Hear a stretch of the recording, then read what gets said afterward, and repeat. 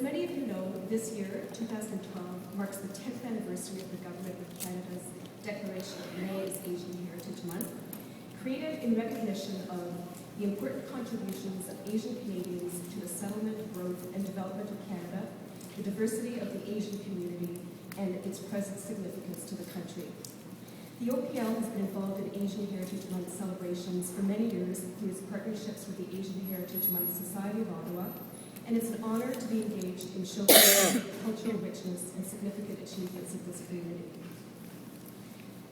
The Ottawa Public Library is proud of its relationships with the Asian community in Ottawa and the services that we offer to promote it or to support it. Our World Languages collection, which enables individuals to read, enjoy films, and listen to music in their mother tongue, or in their second or third language, if that be the case, includes materials in Chinese, Hindi, Vietnamese, Japanese, and Urdu, to name but a few.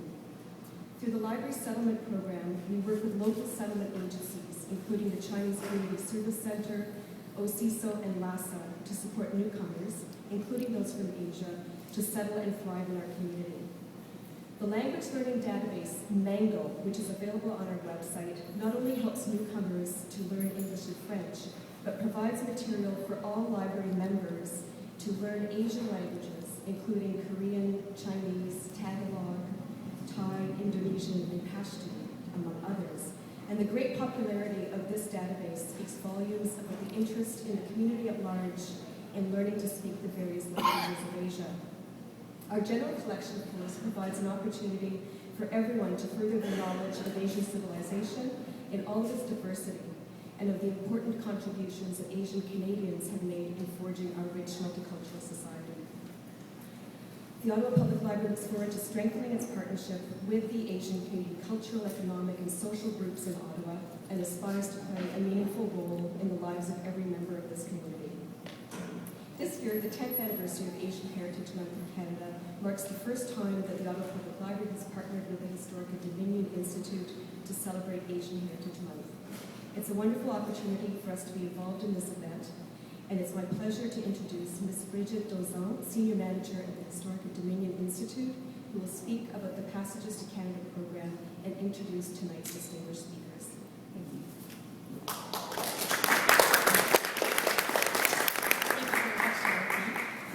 Happy Asian Heritage Month, everyone. My name is Bridget Dozan. I am the Senior Manager at the Historica-Dominion Institute. The Historica-Dominion Institute is the largest charitable organization dedicated to Canadian history, identity, and citizenship.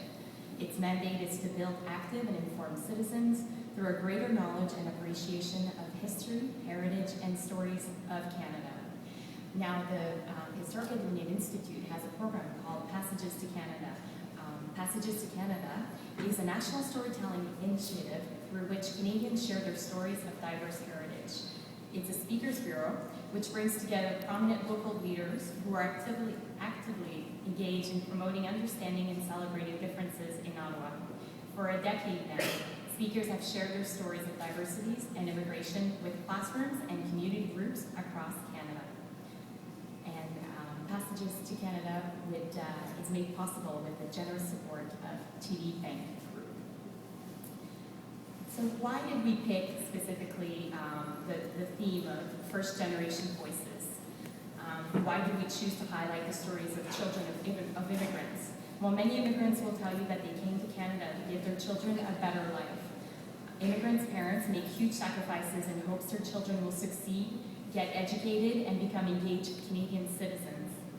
Today, we're giving two prominent leaders from the first generation the opportunity to tell their stories. What was it like to grow up in Canada?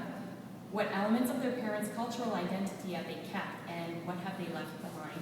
Those are all interesting questions that both of our speakers will answer for us. First, I would like to introduce our first speaker.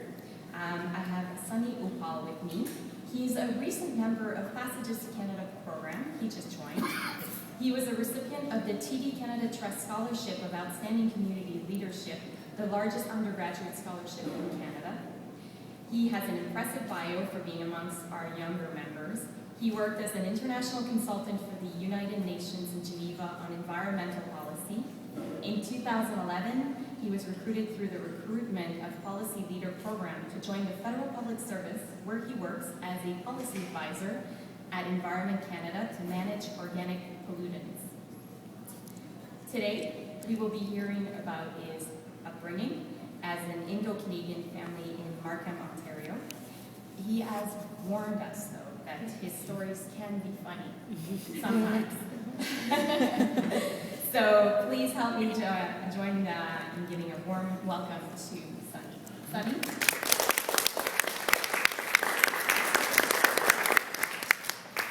Thank you, and hello everyone. So my name is Sunny Paul, and I'm really excited to have the opportunity to speak to all of you today as we celebrate Asian Heritage Month.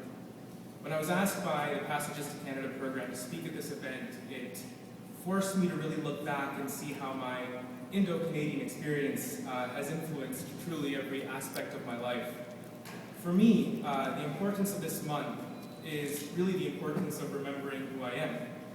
As someone who was born and raised in Canada, but grew up in a home with parents and grandparents who came from India, the values and experiences that I grew up with were always a mix of the two countries.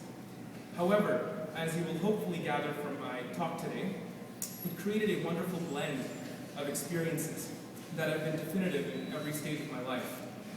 Of course, many of the common perceptions were there. Bollywood, once a week at a minimum. Indian food, every day, and I still need to add hot sauce to every meal that I have. And a whole lot of celebrations, and I'm serious when I say you literally have a 300-person dance party to celebrate a baby's first haircut.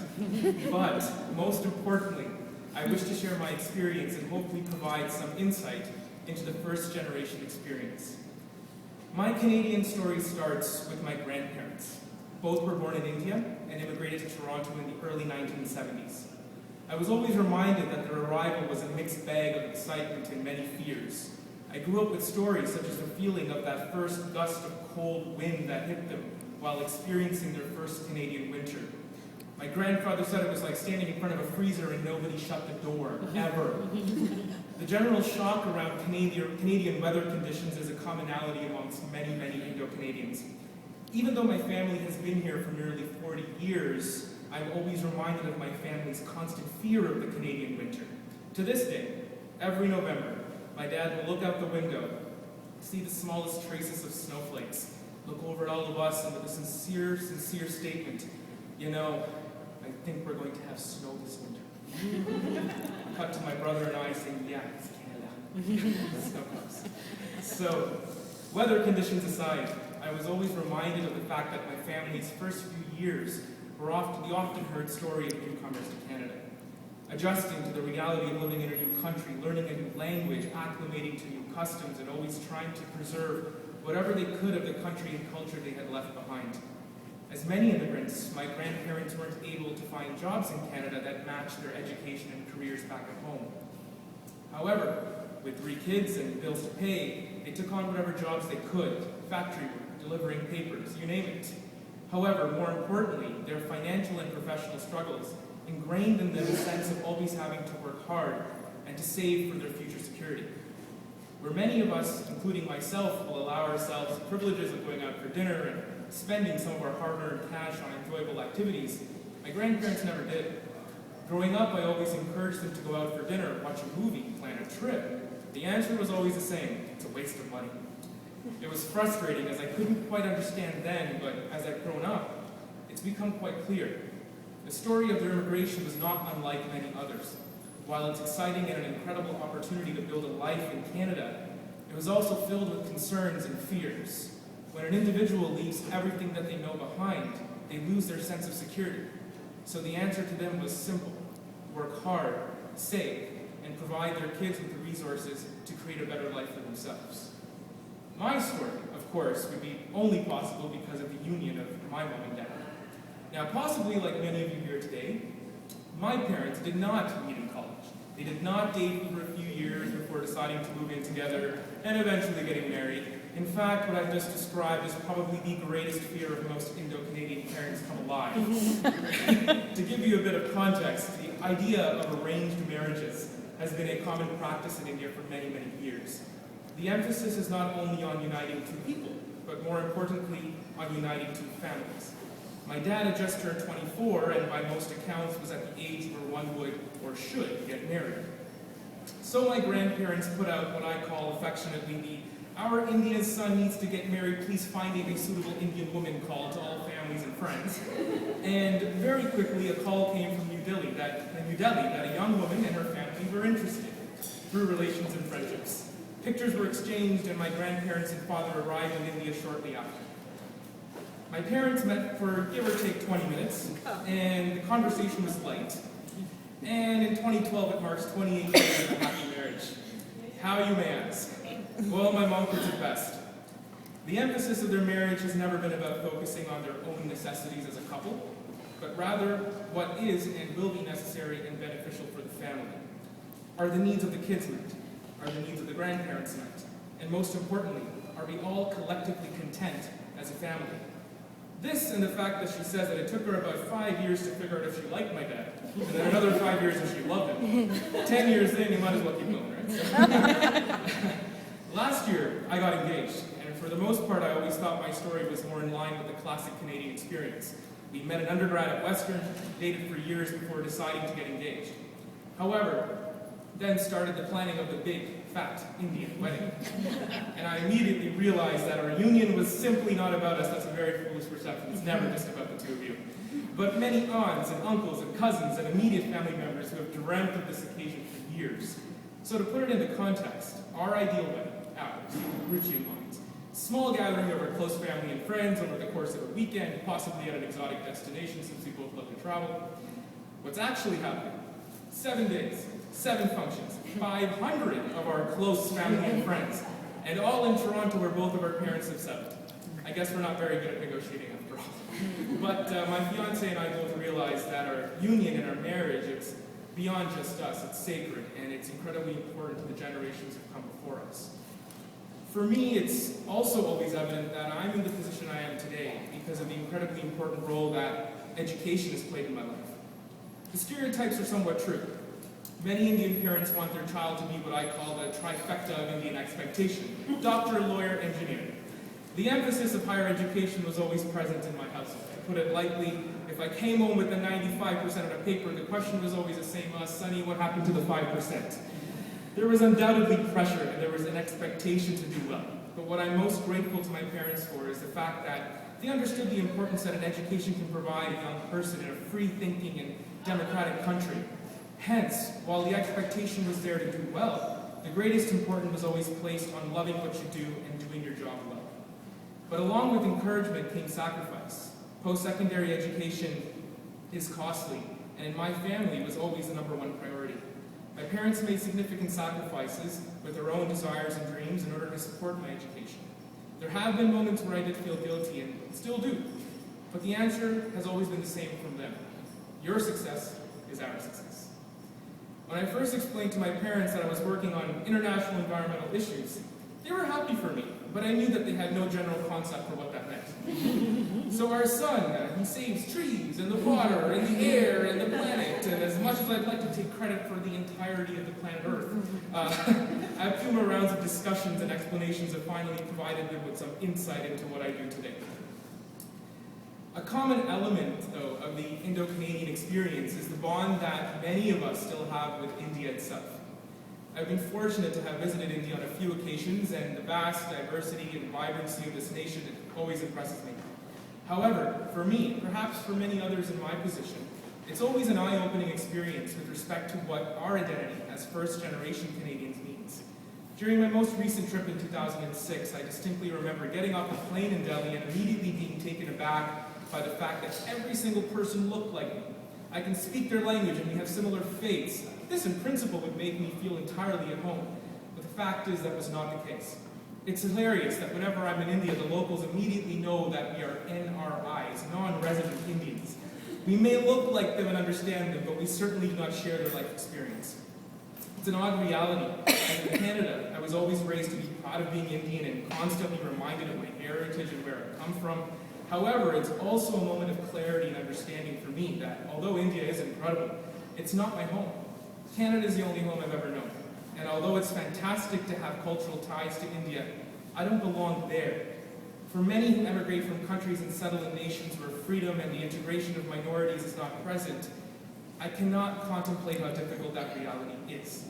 For myself, there's not a day where I'm not fortunate that even though my heritage was founded thousands of miles away, I never feel out of place in Canada.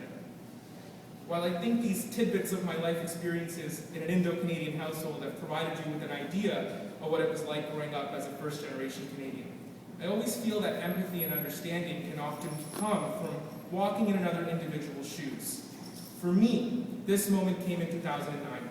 After completing grad school, I had the opportunity to move to Geneva, Switzerland, where, incredibly excited to start my career in Europe, the challenges were immediate. Arriving in a brand new country with different languages and cultural norms, it was all an adjustment. But the biggest eye-opener for me was the concept of being an immigrant and being a visible minority, like most Asian Canadians are. I cannot tell you how many times I was asked, "So you sound like an American, where are you from?" I'd respond, "Canada." Follow-up question was always the same, no, where are you really from? This would always upset me, as back in Canada I never had to explain such a thing. And then a colleague in Geneva provided me with some insight, which has stayed with me since time. But Canada is a model for making immigrants and minorities feel nothing short of entirely Canadian. We do not quite have this in Europe. The way Canada has managed this is a model for the world. I couldn't agree more. While the US may be the melting pot of the world, I'd like to think of Canada as the mosaic, a place where becoming Canadian doesn't equate to compromising or detaching from your cultural and ethnic heritage, but instead celebrating all of the aspects that make each of us individually Canadian. Over the course of my life and career so far, I've been incredibly fortunate to have pursued a higher education, worked in an international career, and I found myself in a position today where I get to work for my country every single day.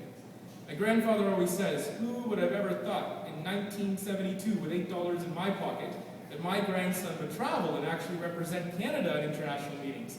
That's the beauty of this country. This entire month is about celebrating heritage, but also a moment to reflect on how the Asian Canadian and first-generation experience will translate to the success for the Canadians of my generation and those that will follow. Although I'm just at the beginning of my career, I have been asked where my motivation comes from and where I see my career going. For me, the answer ties quite well into the theme of today's celebration. I'm aware always that I stand on the shoulders of grandparents and parents who took incredible chances. They took a chance on giving up their careers. They took a chance on moving to a new country that they knew very little about. They took a chance on starting a whole new life, but most importantly, they took a chance on the promise of Canada and all that it would mean for the generations that would follow them.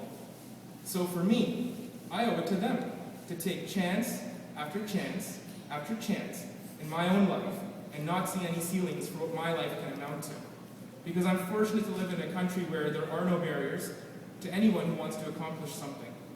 But most importantly is to take those chances with never ever losing sight of ensuring that I continue to work to improve the lives of the people in my community and my country, and to be a representative of the values that I have been taught, both from my Asian heritage and from being 100% Canadian. It is my hope that this message resonates with my generation and the generations to come, but I strongly believe that it will. Happy Asian Heritage Month.